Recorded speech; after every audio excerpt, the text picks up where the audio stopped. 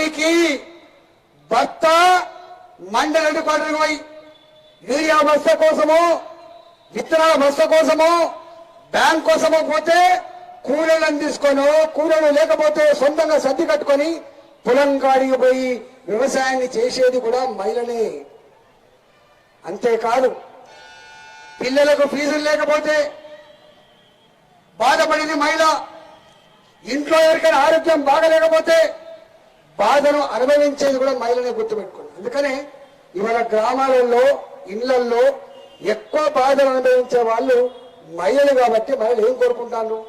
ఇవాళ మా మహిళలు కోరుకుంటున్నారు, ఒక ఇంట్లో క్యాన్సర్ పేషెంట్ అయితే, ఒక ఇంట్లో తన కొడుకు బయటకు పోయి యాక్సిడెంట్ అయి సావు బతుకుల్లో ఉన్ననాడు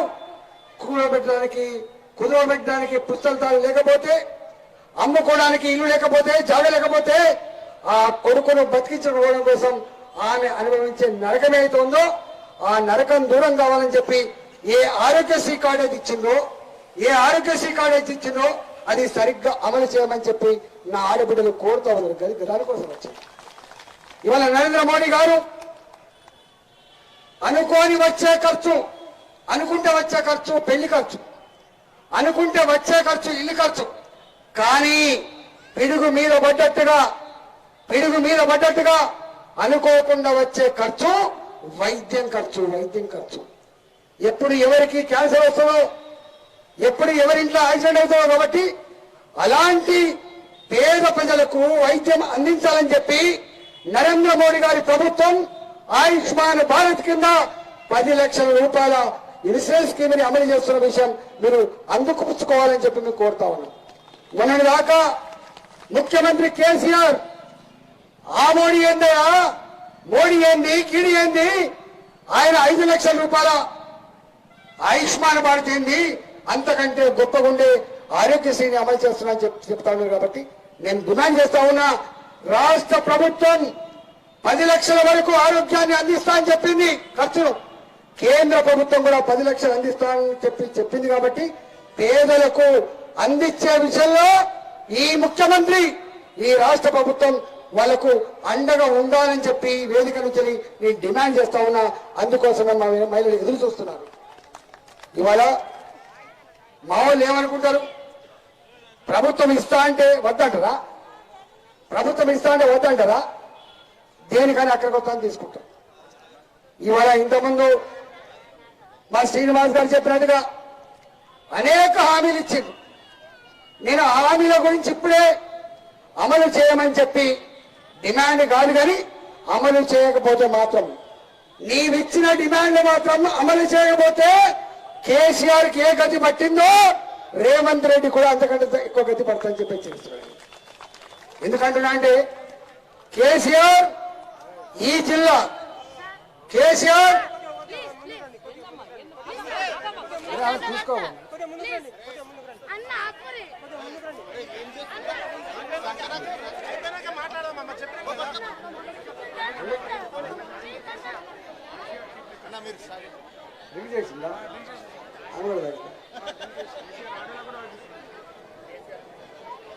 ఇవాళ నా ఆడబిడ్డలారా, ప్రతి గ్రామంలో ఎన్నికల ముందు రేవంత్ రెడ్డి ముఖ్యమంత్రి కాకముందు బెల్ట్ షాపులు బంద్ చేస్తా అని చెప్పిండా లేదా? బెల్ట్ షాపులు బంద్ చేస్తా అని చెప్పిండా లేదా?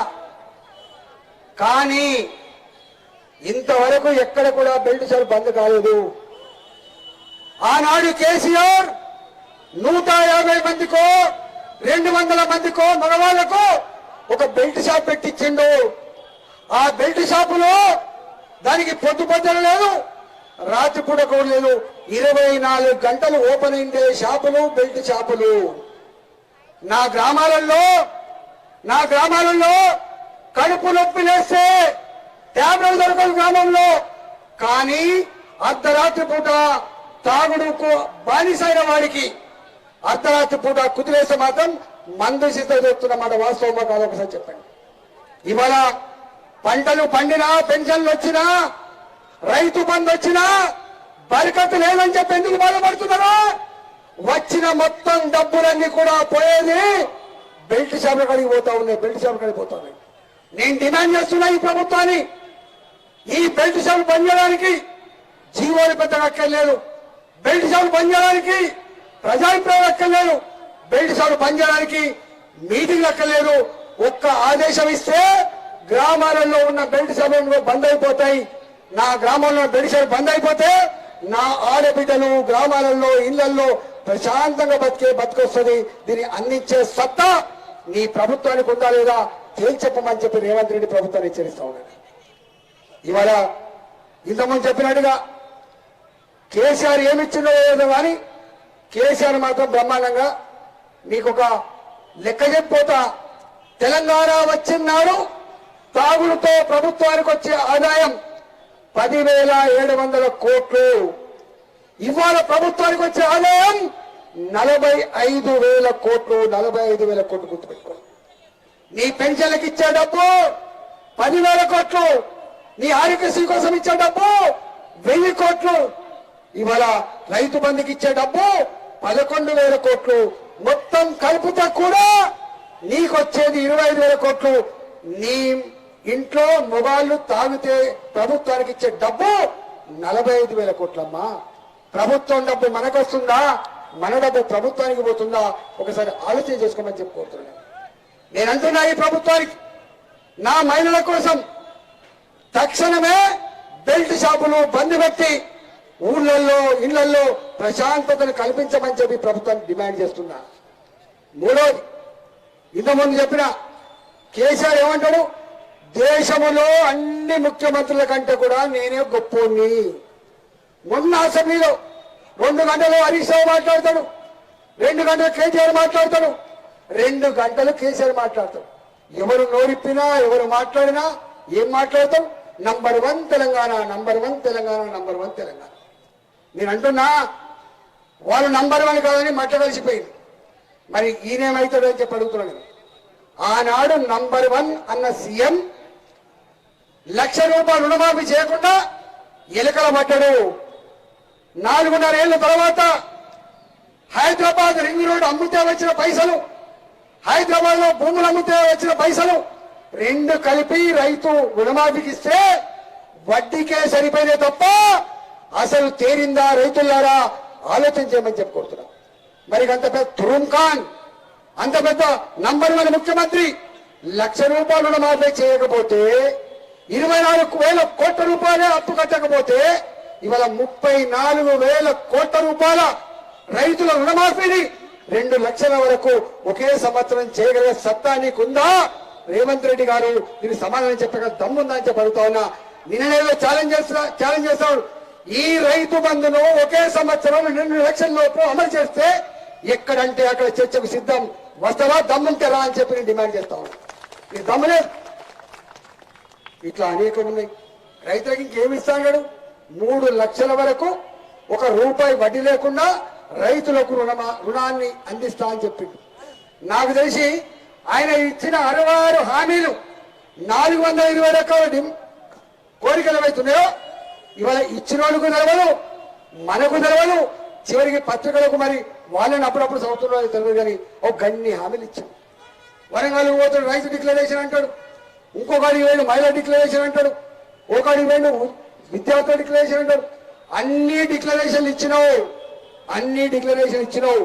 ఇవాళ చూసిన ఏదో గ్యాస్ సిలిండర్ 500 రూపాయలకు నేను మాట ఇచ్చినా అమలు చేస్తా అని చెప్పిండట. దాని మీద ముందు మీరే డబ్బులు కట్టాలి, తర్వాత మీకు అకౌంట్లో పడతాయని చెప్పి చెప్తారు.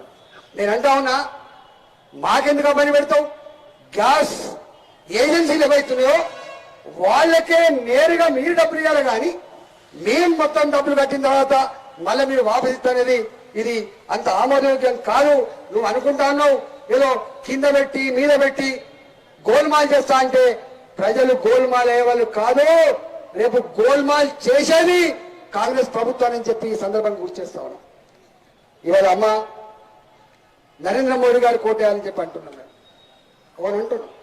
మీ ఊర్లలో ఒకప్పుడు మీ కొడుకులు ఆర్మీ సెలెక్ట్ అయితే వద్దు బిడ్డ అంటారు మీరు.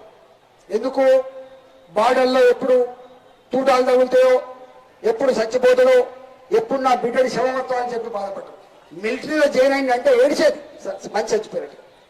కానీ ఇవాళ మిలిటరీ మొన్న ఒక డాక్టర్ శ్రీనగర్ లో పనిచేసిన ఒక డాక్టర్ భిక్షపతి మన భారతీయ జనతా పార్టీలో చేరేది ఒక మాట చెప్పిండమ్మా. 10-15 సంవత్సరాలు డాక్టర్గా కశ్మీర్ హాస్పిటల్ నేను పనిచేసిన ప్రతి నిత్యం బుల్లెట్ గాయాలతో రక్తము మడుగులలో గిలగిల కొట్టుకుంటున్న ప్రజలు వచ్చే ట్రీట్మెంట్ ఇచ్చిన, రక్తం మడుగులో ఉన్నటువంటి సైనికులు ఉన్న ట్రీట్మెంట్ ఇచ్చిన, కానీ నరేంద్ర మోడీ గారు వచ్చిన తర్వాత బుల్లెట్ లేవు, బుల్లెట్ గాయాలు లేవు, ట్రీట్మెంట్ లేదని చెప్పారు. ఇవాళ మన దేశంలో ఏ ఒక్క టెర్రరిస్ట్ ఇవాళ కన్నెత్తి చూడడానికి సాహసం చేస్తున్నాడు నరేంద్ర మోడీ గారి ప్రభుత్వంలో. ఏమని చెప్పిండు? భారతీయ జనతా పార్టీ అధికారంగా వస్తే మత కలహాలు వస్తాయని చెప్పిండు. భారతీయ జనతా పార్టీ అధికారంగా వస్తే అల్ల కల్లోలమైతే చెప్పిండు, విడిపోతే దేశం అని చెప్పిండు, భూమి బద్దలేదని చెప్పిండు. అయిందామా? ఇవాళ ఎప్పుడైనా హైదరాబాద్ పోతే ఉందా గోకుల్ చాట్ బాంబుల మూత? ఎక్కడ బాంబులు మోగుతాయో, ఎప్పుడు బాంబులు పేలిపోతాయో, ఎక్కడి ప్రాణాలు గాలికిపోతాయో అలాంటి పరిస్థితి వల్ల ఉందా? 10 ఏళ్లుగా నరేంద్ర మోడీ గారి నాయకత్వంలో శత్రు దేశాలు కూడా కన్నెత్తి చూడకుండా భారతదేశం అంటే ఒక గౌరవం, ఒక భయం ఏర్పడిన సందర్భం నరేంద్ర మోడీ గారి సందర్భం. మనం మీరు చూసిన లేదు, మన మీదికి వస్తే మన సైనికుడు అభినందన్ ఏరోప్లేన్ వేసుకొని పోయింది, అక్కడికి యుద్ధానికి పోయింది. అక్కడ ప్రమాదవశాత్తు ఆ ఏరోప్లేన్ కూలిపోతే ఆ మనిషి అక్కడ దొరికిపోయింది. ఆయన కొట్టిండు, చంపే ప్రయత్నం చేసింది మన సైనికులు. మన భారత మాత గడ్డను కాపాడే ప్రయత్నంలో భాగంగా అభినందన్ పాకిస్తాన్ లో దొరికిపోతే ఆయన చంపే ప్రయత్నం చేస్తే 24 గంటలు టైం ఇచ్చి నా అభినందన్ భారత మాత ముద్దు బిడ్డ ఖబర్దార్ నా కొడుకులో అని చెప్పి అభినందన్ ను 24 గంటల్లో ఇడిపించి భారత ప్రజానీకుల యొక్క గౌరవాన్ని కాపాడిన బిడ్డ నరేంద్ర మోడీ.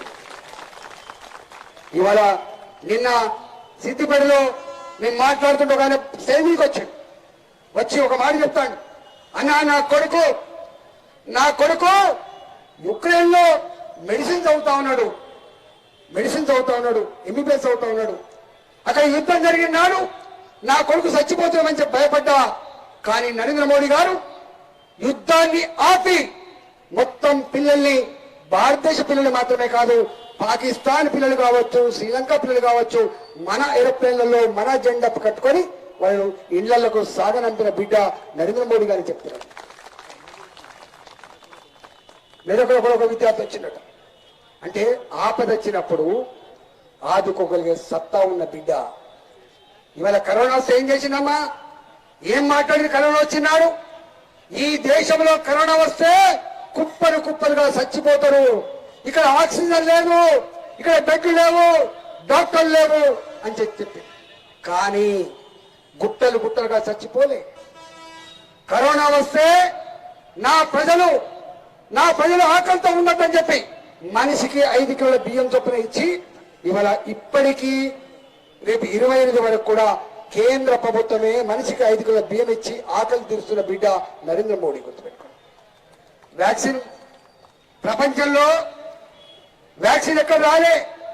మొట్టమొదటిగా వ్యాక్సిన్ వచ్చింది మన దేశంలో. కేవలం 140 కోట్ల మందికి మాత్రమే ఇవ్వలే.